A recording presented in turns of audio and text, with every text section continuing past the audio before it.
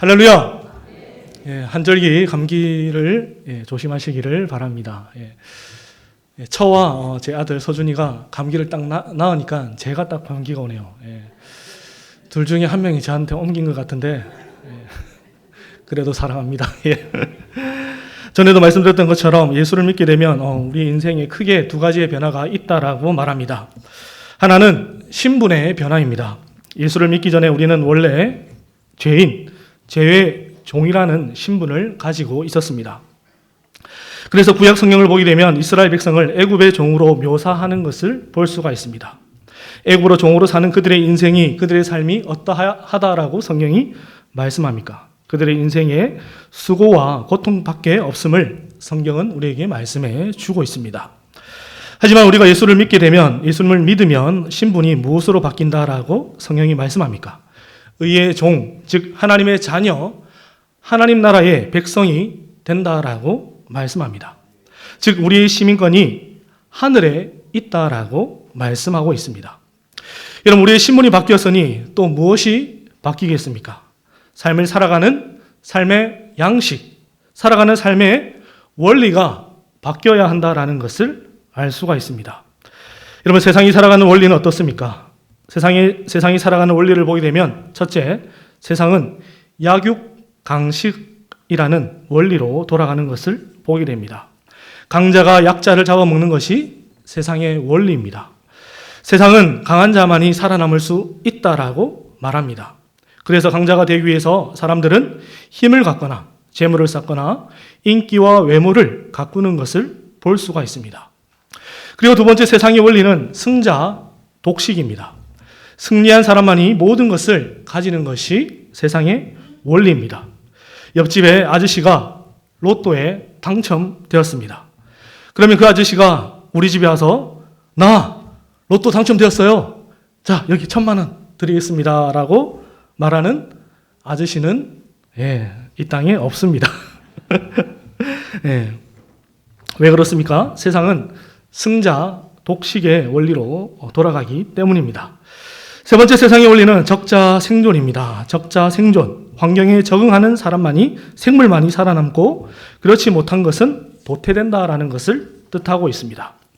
요즘 우리 사회에서 문제로 대두되는 것이 무엇입니까? 집 밖에 나오지 않는 은둔형 외톨이가 사회적으로 크게 문제로 대두되고 있습니다. 사회생활을 하지 않고 방 안에서 나오지 않는 청년들이 매년, 매해 늘어만 가고 있다라고 말합니다. 그렇다면 과연 그들의 잘못으로 그들이 적자 생존하지 못한 것이라고 말할 수 있을까요? 오늘 성경은 블레셋 편에 서서 이스라엘과의 전쟁에 참전하려다가 블레셋 방백들의 반대로 그 전쟁에 참전하지 못하고 다시 그가 살던 시글락 땅으로 돌아왔을 때에 있었던 사건을 담고 있는 본문입니다. 다윗이 이스라엘과의 전쟁에 참전하지 못하고 돌아왔을 때에 어떠한 일이 그 땅에 있었다라고 오늘 성경이 말씀하고 있습니까? 우리 오늘 본문의 1절과 2절 말씀 함께 읽겠습니다. 시작!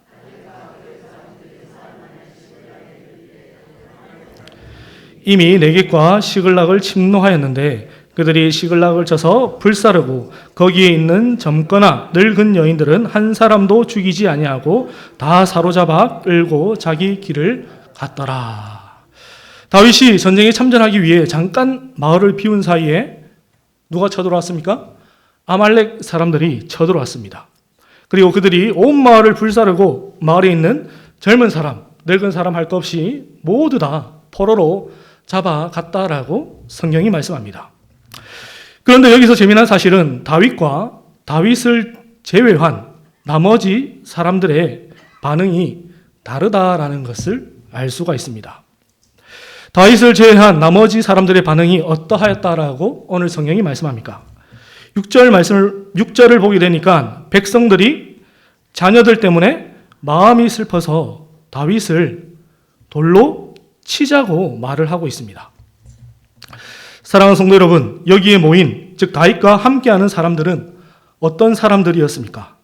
환난당하고 빚지고 마음이 원통한 자들로서 아둘람 동굴에서 모여서 다윗에게로부터 위로를 받고 회복된 사람들이 바로 이곳에 모인 자들이었습니다. 그런데 그들 인생에 큰 위기가 찾아오자 어떻게 합니까? 다윗을 돌로 쳐서 죽이려고 합니다. 이 다윗을 돌로 쳐서 죽이려고 하는 사람들의 마음에는 무엇이 있다라는 것을 알 수가 있습니까? 원망과 불평이 그들 마음에 있다라는 것을 알 수가 있습니다. 하지만 다윗의 반응은 어떻습니까? 6절 말미를 보게 되니까 다윗이 크게 다급하였으나 그의 하나님 여호와를 힘입고 용기를 얻었다라고 성경이 말씀합니다. 여기서 크게 다급하였다라는 것은 다윗이 큰 위기에, 큰 공경에 빠졌다라는 것을 말씀해 주고 있습니다. 그런데 그 공경에서 다윗이 어떻게 하였다라고 성경이 말씀합니까? 하나님 여호와로 인하여서 용기를 얻었다, 힘을 얻었다라고 말씀합니다. 사랑하는 성도 여러분, 우리는 여기서 우리의 인생에 큰 공경, 큰 위기가 찾아왔을 때에 우리에게는 두 가지의 선택지가 있다라는 것을 알 수가 있습니다. 하나는 원망과 불평이고 또 하나는 하나님을 더욱더 의지하는 것이라는 것을 알 수가 있습니다. 여러분은 여러분의 인생에 찾아온 위기 가운데 무엇을 선택하시겠습니까? 우리 진교교회 성도님들은 다윗처럼 인생의 위기 앞에서 더욱더 하나님을 의지하는 복된 성도가 되시기를 주님의 이름으로 축복합니다. 그리고 계속해서 성경을 보게 되면 위기 가운데 하나님을 더욱더 의지하는 자의 반응이 무엇인지 나오는 것을 볼 수가 있습니다. 우리 오늘 본문의 7절과 8절 함께 읽겠습니다. 시작. 원하건대 에봇을 내게로 가져오라. 아비아달이 에봇을 다윗에게로 가져가매 다윗이 여호와께 묻자와 이르되 내가 이 군대를 추격하면 따라잡겠나이까 하니 여호와께서 그에게 대답하시되 그를 쫓아가라. 네가 반드시 따라잡고 도로 찾으리라. 아멘. 인생의 위기 앞에 큰 공경이 찾아왔을 때 하나님을 의지하는 자의 그 반응이 무엇이라 말씀합니까? 다윗은 우리에게 기도라고 말씀하고 있습니다. 다윗은 그의 인생에 찾아온 위기 앞에서 가장 먼저 한 것은 하나님께 무릎 꿇고 기도하는 것이었습니다. 여러분, 어떤 사람이 하나님께 기도할 수 있습니까? 어떤 사람이 위기 앞에서 하나님께 기도할 수 있다라고 말할 수 있습니까? 이 인생의 위기를 허락하신 분도 누구입니까? 하나님이시고, 이 인생의 위기의 답도 누구에게 있습니까? 하나님께 있다라는 사실을 아는 자만이 하나님께 기도할 수 있습니다. 그래서 욥도 그의 인생이 찾아온 위기 앞에 무엇이라고 고백합니까? 우리 욥기 1장 21절 말씀 함께 읽겠습니다. 시작.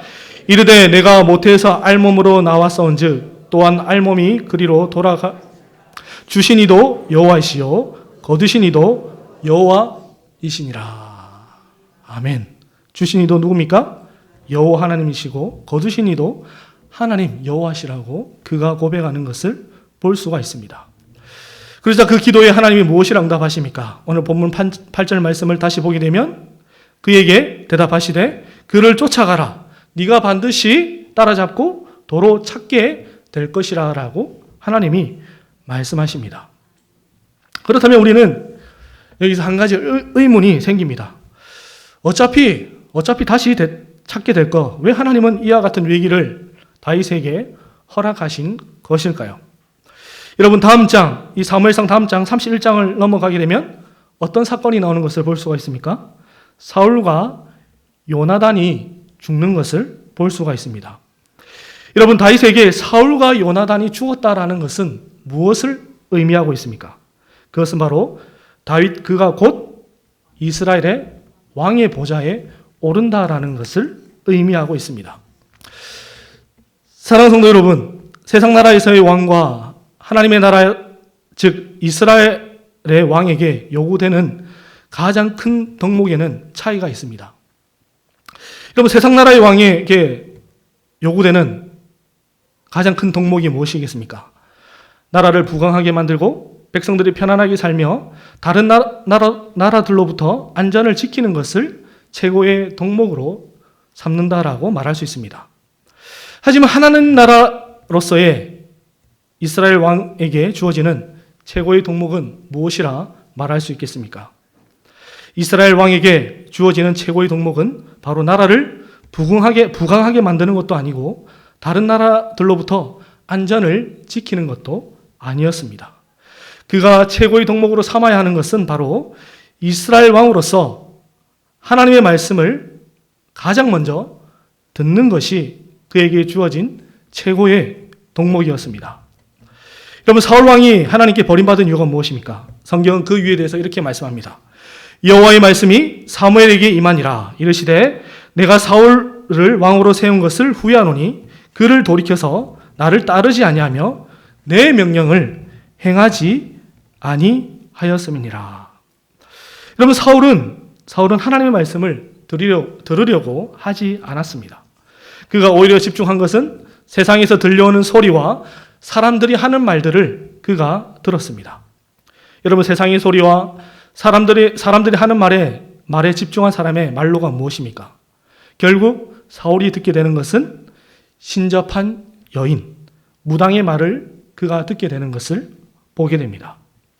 하나님은 오늘 본문의 사건을 통하여서 다윗이 왕이 되기 전에 그의 주변에 있는 사람들의 실체가 무엇인지 낱낱이 보여주고 있습니다. 그리고 그가 왕이 되었을 때에 온전히 의지하고 귀를 기울여야 하는 대상은 바로 사람이 아니라 그와 함께하는 사람들이 아니라 하나님이시라는 사실을 그에게 알려주고 있습니다. 드디어 다윗은 군사 600명을 이끌고 아말렉 뒤를 추격하게 됩니다. 그런데 어떠한 일이 발생하게 됩니까? 부솔 시내가에 이르렀을 때에 낙오자가 나타나는 것을 볼 수가 있습니다. 600명과 함께 출발했는데 200명이 지쳐서 더 이상 못 가겠다라고 말을 합니다. 그래서 다윗은 어쩔 수 없이 200명을 부솔 시내가에 남겨두고 400명의 군사를 이끌고 아말렉 뒤를 추격합니다. 그런데 그 가던 길 가운데 누구를 만나게 된다고 성경이 말씀합니까? 애굽 사람 하나를 만나는 것을 볼 수가 있습니다. 딱 보아도 며칠을 굶었고 가만히 두면 그냥 길에서 죽을 사람이었습니다. 사랑하는 성도 여러분, 다윗이 지금 이 사람을 그냥 지나쳐도 됩니까? 안 됩니까? 우리 성도님들은 너무 마음이 약하셔서 사랑이 많으셔서 지나치면 안 된다라고 하겠지만 지금 다윗에게 가장 시급한 일은 무엇입니까? 그의 가족과 그의 무리를 찾는 것이 가장 시급한 일입니다. 그런데 그가 어떻게 합니까? 가만히 두면 죽을 그 사람을 극진히 돌봐주는 것을 볼 수가 있습니다. 얼마나 극진히 돌봐주었던지 그 사람을 어떻게 돌봐주었는지 성경은 아주 상세히 기록하는 것을 볼 수가 있습니다. 오늘 본문의 11절과 12절 말씀 함께 읽겠습니다. 시작. 애굽 사람 하나를 만나 그를 다윗에게로 데려다가 떡을 떼어 그에게 무화과 뭉치에서 뗀 덩이 하나와 건포도 2송이를 주었으니 그가 밤낮 사흘 동안 떡도 먹지 못하였고 물도 마시지 못하였음이니라. 마치 신약에서 누구를 보는 것 같습니까? 주님께서 말씀하신 선한 사마리아인이 떠오른다는 것을 우리 성도님도 잘 아시리라 생각합니다. 다윗의 극진한 돌봄을 받은 애굽 사람이 기력을 회복하게 됩니다. 그리고 다윗이 그 사람에게 묻습니다. 너는 누구에게 왔으며 누구에게 속하였느냐라고 묻습니다. 그러자 그 사람이 무엇이라 답합니까? 네, 저는 애굽 사람이자 아말렉 사람의 종이었습니다라고 답을 합니다. 그런데 사흘 전에 자신이 병이 들었는데 주인이 자신이 병든 것을 보고 버렸다라고 말합니다. 그런데 그의 행적을 들어보니 그 사람은 바로 다윗이 살던 시글락 마을을 기습했던 아말렉 군사 중 한 사람이었다라는 것을 알 수가 있습니다. 그래서 다윗은 너의 목숨을 살려줄 터이니 아말렉 군사들이 간 길을 안내해 달라라고 요구합니다. 우연히 길에서 죽어가는 사람을 만나 그를 극진히 돌봐주었더니 무엇이 열립니까? 길이 열린다라는 것을 알 수가 있습니다. 여러분, 서두에 제가 세상이 어떤 곳이라고 말씀드렸습니까? 세상이 살아가는 원리는 약육강식, 적자 생존, 달면 삼키고 쓰면 뱉는 곳이 바로 세상이라 말할 수 있습니다. 길에서 죽어가던 이 사람도 어쩌면 더 이상 주인에게 필요 없는 존재가 되어서 버림받은 사람이었습니다. 하지만 하나님 나라의 원리는 어떻습니까? 마태복음 25장을 보게 되면 주님이 마지막 때에 모든 천사와 올 때에 주님이 그 오른편의 선자에게 이렇게 말씀하신다라고 말씀합니다. 우리 마태복음 25장 34절에서 36절 말씀 함께 읽겠습니다. 시작. 내 아버지께 복을 받은 자들이여, 나와 창세로부터 너희를 위하여 예비된 나라를 상속받으라. 내가 줄일 때에 너희를 먹을 것을 주었고, 목마를 때에 마시게 하였고, 나그네 되었을 때에 영접하였고, 헐벗었을 때에 옷을 입혔고, 병들었을 때에 돌보았고, 옥에 갇혔을 때에 와서 보았느니라. 아멘.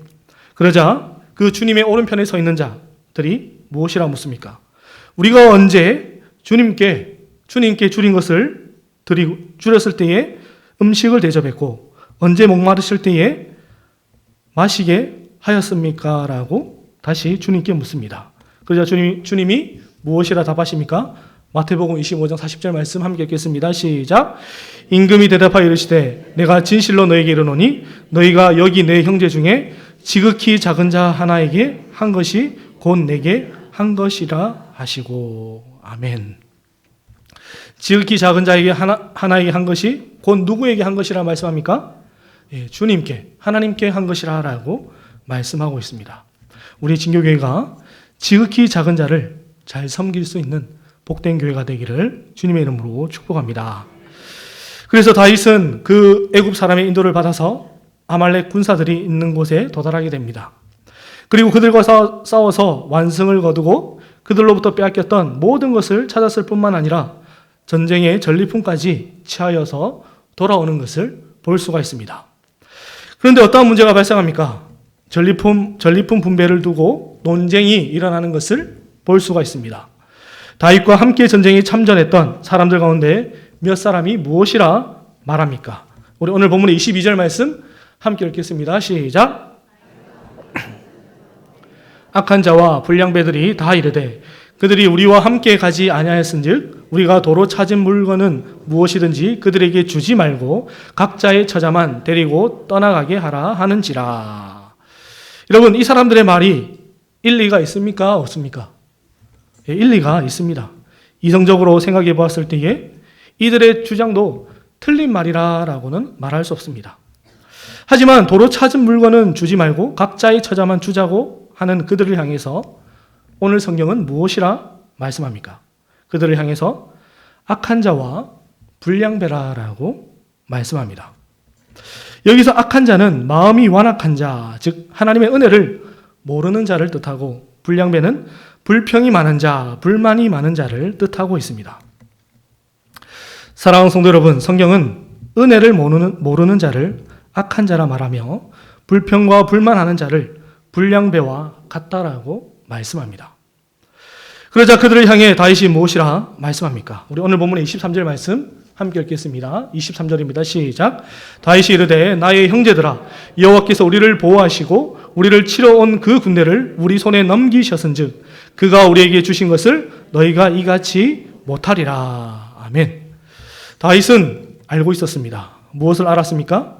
이 아말렉과의 전쟁에서 승리를 거두게 하신 분은 하나님이시고, 그들이 빼앗아갔던 모든 물건을 되찾게 하신 분도 하나님이시라는 것을 너무나도 잘 알고 있었습니다.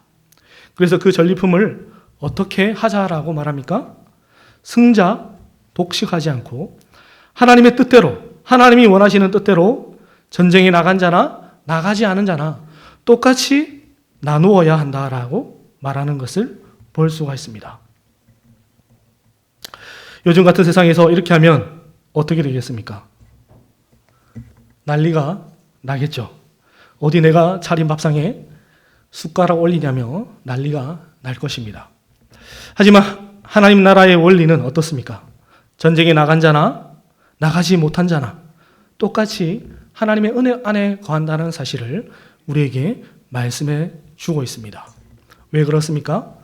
우리에게 주어진 것들이 누가 주셨습니까? 하나님께로부터 왔기 때문입니다. 말씀을 맺겠습니다. 마태복음 20장을 보게 되면 주님께서 포도원의 품꾼들을 통하여서 천국에 대해서 말씀을 해주시는 것을 볼 수가 있습니다. 주님이 그 말씀을 통하여서 천국이 어떠한 곳이라고 말씀합니까? 포도원 주인이 아침 일찍 일할 품꾼을 구하기 위해 장터에 나가게 됩니다. 그곳에 사람이 있어서 한 데나리온을 약속하며 그를 포도원에 가서 일하게 합니다. 그런데 또 포도원 주인이 오전 9시쯤 장터에 가보니까 또 사람들이 있어서 우리 포도원에 와서 일을 하라라고 말합니다.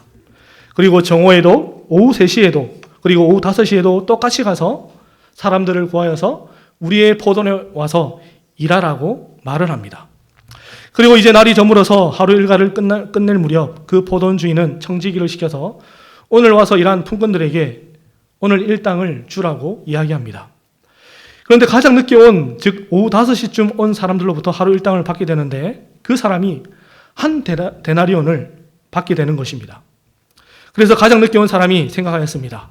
가장 늦게 온 저 사람도 한 데나리온을 받았으니 나는 얼마나 많은 일당을 받을까라는 생각을 하고 있었습니다.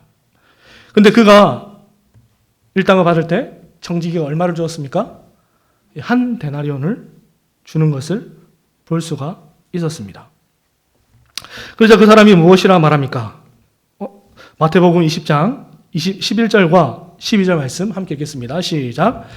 받은 후 집주인을 원망하여 이르되 나중 온 이 사람들은 1시간밖에 일하지 아니하였거늘 그들을 종일 수고하며 더위를 견딘 우리와 같게 하였나이다.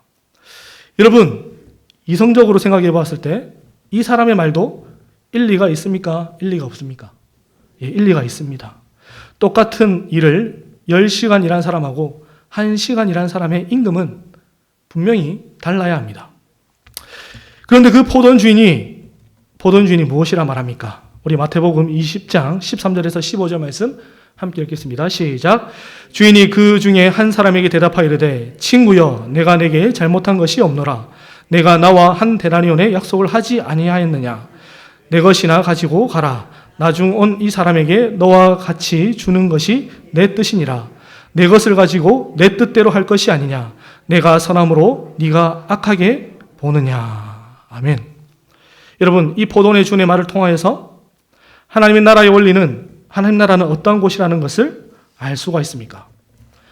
하나님의 나라는 우리의 이성과 우리의 논리보다 하나님의 뜻이 우선된다라는 것을 알 수가 있습니다.